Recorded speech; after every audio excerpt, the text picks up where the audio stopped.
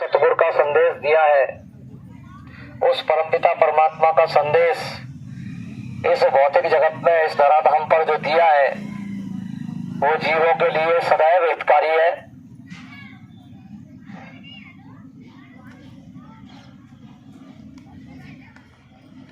भाई साहब से मेरा आग्रह है कि मैं खड़े होकर के ही थोड़े समय के लिए जो मालिक का संदेश है उसको सुनाने का, बताने का, समझाने का प्रयास करूंगा। उसमें जो कुछ किसी भी तरीके से त्रुटियां आ जाए तो उसको आप सभी क्षमा करेंगे। एक बार मालिक के नाम का जोर से उच्चारण करेंगे सभी प्रेमी मिलकर के। बोलो जय गुरुदेव। जय गुरुदेव। जय गुरुदेव। नाम किसका? प्रभु का। राधा स्वामी नाम किसका? प्रभु का। प्रभु का पावन नाम। जय गुरुदेव। प्रभु का सच्चा नाम। जय गुरुदेव। कलयुग का जागृत नाम। जय गुरुदेव। समय का चेतन नाम। जय गुरुदेव। जय गुरुदेव। जय गुरुदेव। मंच पर आसीन महापुरुष स्वयं मालिक के अवतार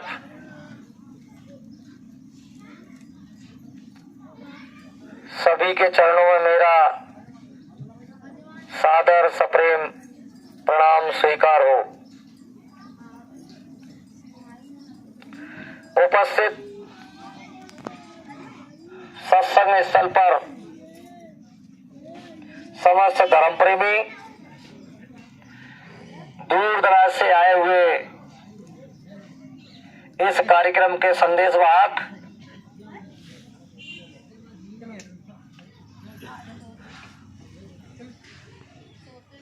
नर नारी, बच्चे और बच्चियां, आप सभी के चरणों में मेरा सादर प्रणाम स्वीकार हो।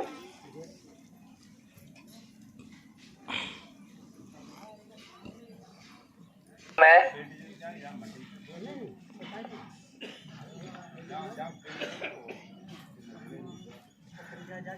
उनकी महिमा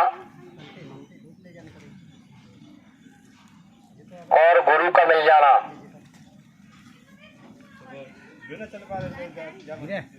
नाम से जुड़ जाना,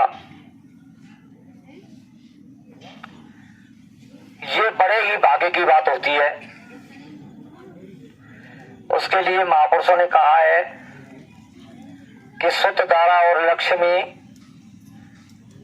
पापी क्यों घर होए, संत समागम हरि कथा गोस्वामी दुर्लभ दोए। इस तरह के शुभ अवसर बड़े भाग से मिलते हैं।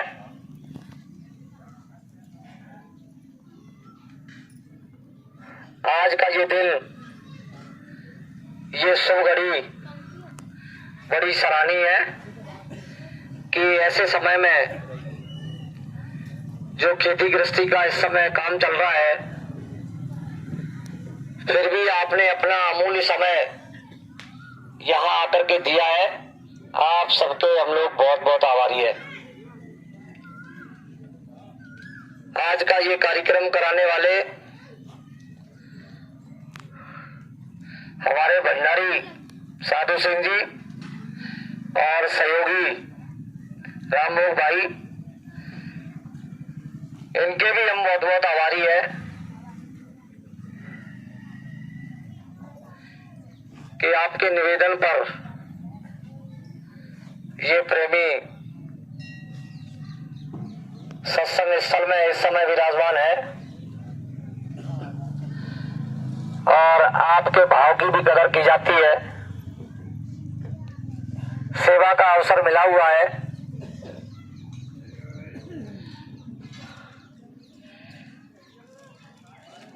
और ये सेवा आपके भाव के अनुसार आपको मिली है,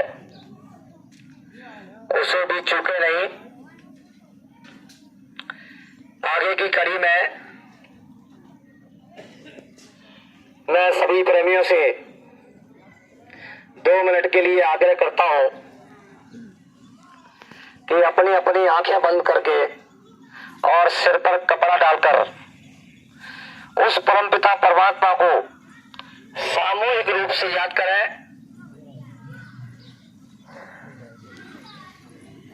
थोड़े समय के लिए सभी अपने अपने सिर पर कपड़ा डाल करके और आंखें बंद करके उस मालिक को याद करेंगे जो इस भौतिक जगत में जीवों के कल्याण के लिए संदेश इस कलिकाल के 700 वर्ष पहले से इधर जीवों के हित में सबसे पहले कबीर साहब जी के द्वारा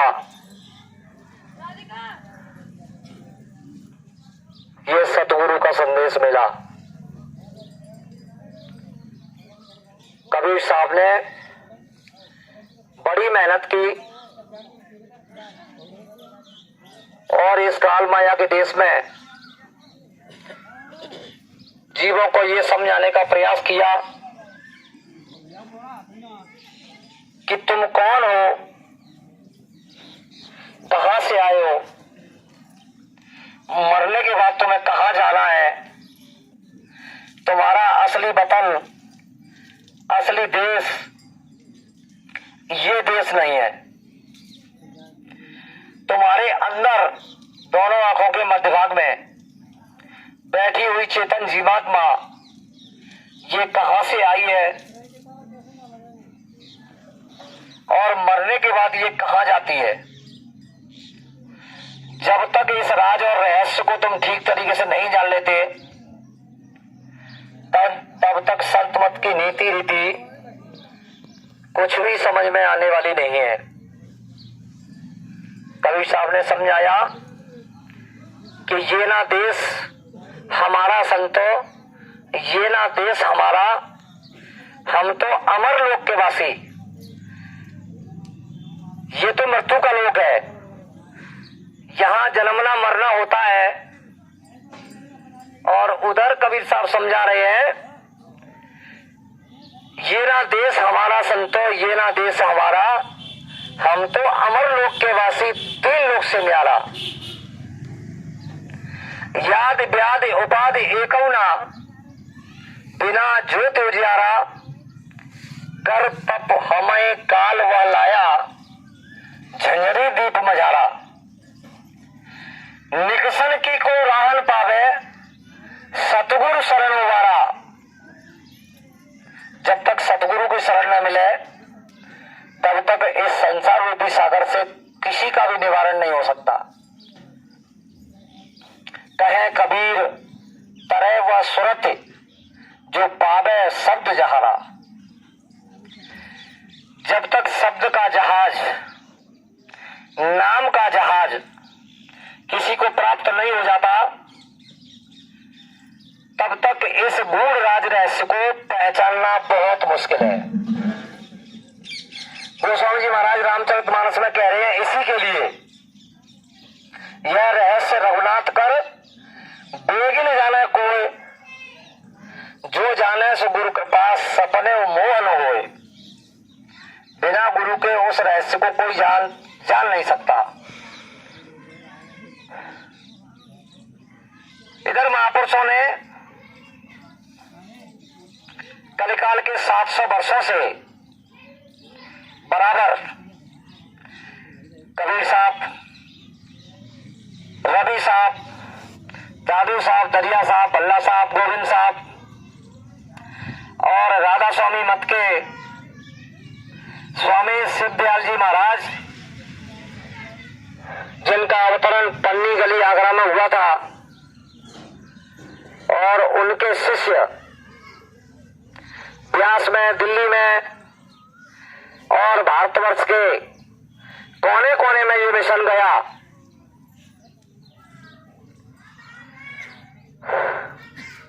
इसी मिशन से बाबा जय गुरुदेव जी महाराज, जिनका आश्रम मथुरा में है, आगरा दिल्ली बाईपास पर उनका आश्रम बना हुआ है। भारत देश के कोने कोने में जाकर के, हर प्रांत और हर जिले में जाकर के बाबा जय गुरुदेव जी महाराज ने आत्म उत्थान के लिए, समाज उत्थान के लिए, परिवार उत्थान के लिए, देश उत्थान के लिए ये संदेश हर जिले में पहुंचाया। और उन्होंने अथक परिश्रम करके जगह जगह जाकर आत्मा के कल्याण के लिए, मुक्ति और मोक्ष के लिए, अपने असली वतन निज घर सतलोक में पहुंचने के लिए ये नाम की जुक्ति को प्रदान किया। ये मंच पर आसीन महापुरुष, इन्होंने कठोर से कठोर परिश्रम जीवों की खातिर अपने समय में किया, और जो आज प्रेजेंट में है, आज जो वर्तमान में है, वो भी भरकस प्रयास कर रहे हैं। ये प्रेमी भी बराबर उसी में लगे हुए हैं कि तुम लोग समझो और सही रास्ता पकड़ लो, चल पड़ो। जब ये देश कुछ भी नहीं था, न ये जमीन थी, न ऊपर आसमान, न सूरज, न चांद, न पेड़, न पौधे, तब क्या था? प्रेमी भाई बहनों, ये मानव तन की बड़ी महिमा बताई गई है। हर चीज काम में आ जाती है। कवियों ने कहा है कि हाथी के दांतों के खिलौना बने भांति भांति, बादल की खाल कपसी के मन भाई है, सावर की खाल को बांधत सिपाही लोग, गैलन की खाल राजा रावण ने सुहाई है, सिंह की खाल को होड़त योगी जति, छुई की खाल थोड़ा पानी भर लाई है, और कहत कवि दयाराम प्रभु के भजन बिना या मानुष की देह कछु काम नहीं आई है। तो प्रेमी भाई बहनों, एक न एक दिन इस नाशवान देश में कोई अमर नहीं है, सबको निश्चित समय मिला हुआ है। सांसों की पूंजी पर ये मानव तन मनुष्य शरीर टिका है। महापुरुषों ने बताया है कि 24 घंटे में 21,600 सांसें मिली हैं, और ये खर्च किस तरीके से की जाती है, ये भी महापुरुषों ने बताया है। अभी ये प्रेमी बैठे हुए हैं आराम से सहज अवस्था में, तो इस समय 12 सांसें खर्च होने का आकलन उन्होंने बताया है। बैठे 12, चले 18। जब आदमी चलता है तो ऊर्जा ज्यादा खत्म होती है, सांसें जल्दी जल्दी निकलती है। तो उस समय की स्थिति उन्होंने बताई है कि 18 सांसें खर्च होती है।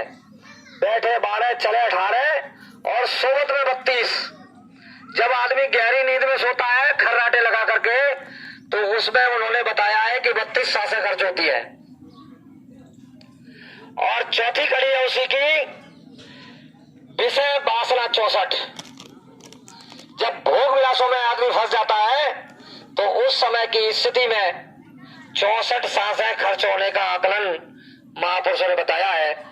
इस तरीके से सांसों को खर्च किया जाता है। चाहो तो नाम की भक्ति कमा करके और सांसों की पूंजी को बचाया जा सकता है। महापुरुषों ने कहा है कि जब संत मत की नियम नीति के अनुसार और नाम की दौलत जब उन्हें प्राप्त हो जाती है, फिर वो नाम की दौलत को प्राप्त करके और भक्ति में लग जाता है, साधन भजन अपना शुरू कर देता है, तो वो सुमरन ध्यान भजन की जो अवस्था होती है, जो साधक साधना में बैठ करके और मालिक को याद करता है, उस अवस्था में बहुत कम सांसें खर्च होती है। इसलिए इस तरीके से इन सांसों को बचाने का योगी पुरुष काम करते हैं। आपने सुना होगा कि बड़े बड़े कुंभ लगते हैं और उस कुंभ में भारत देश के सभी साधु महात्मा इकट्ठे होते हैं और उसमें बताया जाता है कि किसी ने बताया कि हमको 100 वर्ष का महात्मा मिला, किसी ने बताया कि हमको 150 वर्ष का महात्मा मिला, किसी ने कहा हमको 300 वर्ष का महात्मा मिला। ये उदाहरण है उनके 400 वर्ष के महात्माओं का उदाहरण कुंभ में मिलता है। तो प्रेमी भाई बहनों, वो योग करके सांसों की पूंजी को रोक करके और अपनी जो पूंजी है उसे इकट्ठा कर लेते हैं। जब तक निश्चित सांसें मिली है, वो सांसें जब तक खत्म नहीं हो जाएंगी तब तक शरीर छूटेगा नहीं। ये नियम है उसका, भौतिक जगत का ये विधान है, ये कानून है। गुरुदेव जय गुरुदेव। पूजा है तो ये सांसों की पूंजी को वृथा मत जाने दीजिए। आजकल का जो समय है, किसी का 50 साल, किसी का 60 साल, किसी का 70 साल,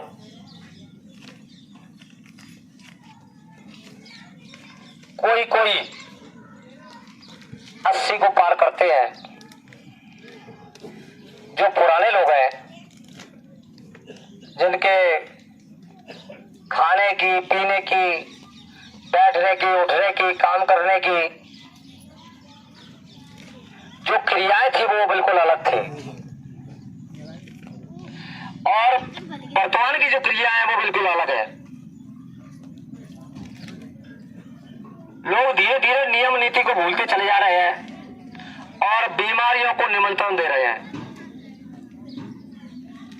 तरह तरह के रोग, तरह तरह की बीमारियां लोगों को लग गई हैं। भगवान की भक्ति करने के लिए लोगों के पास समय नहीं है। प्रेमी भाई बहनों, समय समय पर महात्मा आगाह करते रहते हैं। बाबा जय गुरुदेव जी महाराज ने कहा था कि आगे एक समय आएगा, उस समय में ऐसी ऐसी बीमारियां आएंगी कि डॉक्टरों के पास कोई निदान नहीं होगा। एक थोड़े समय के लिए एक बीमारी आई थी 2019 में, उसकी शुरुआत हुई थी। वो कौन सी बीमारी थी? कोरोना नाम की बीमारी थी,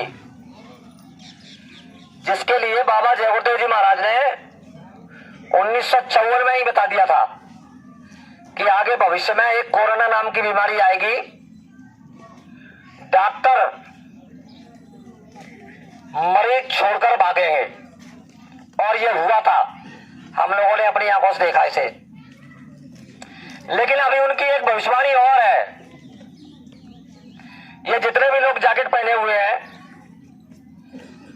ये छपी छपाई स्टॉल ओढ़े हैं, इसमें सब में लिखा हुआ है कि बीमारियां आ रही हैं, बचो और बचाओ, शाकाहार अपनाओ। अगर सभी लोगों ने शाकाहार को अपना लिया तो बहुत बड़ा बचाव उनका हो सकता है। और ये शाकाहार अगर नहीं अपनाया तो फिर बाबा जी की भविष्यवाणी है कि मांसाहारी, शराबी, पापी, कुकर्मी, दुराचारी, अत्याचारी और अधर्मी जो ईश्वर की सत्ता को नहीं पहचानते, ऐसे लोगों का भी एक समय आ रहा है,